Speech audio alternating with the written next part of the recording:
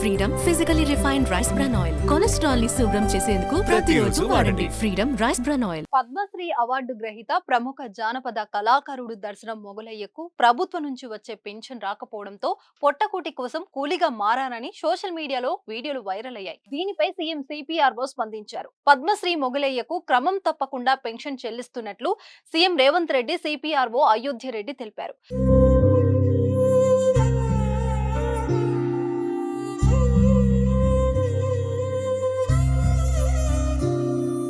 మార్చి 31న కూడా మొగలయ్య ఖాతాలో 20,000 పెన్షన్ జమ అయినట్లు ఆయన ట్వీట్ చేశారు.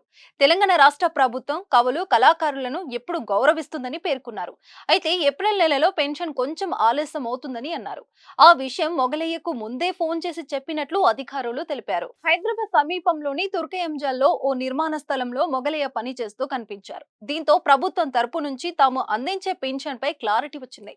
నాగర్ కర్నూలు జిల్లా లింగాల మండలం అవసలికుంట దర్శన మొగలయ్య స్వస్థలం.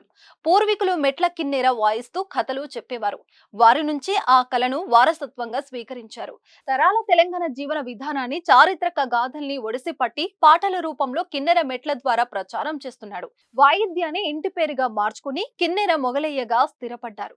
మొగలయ్య వాడే 12 మెట్ల కిన్నెర అత్యంత అరుదైంది.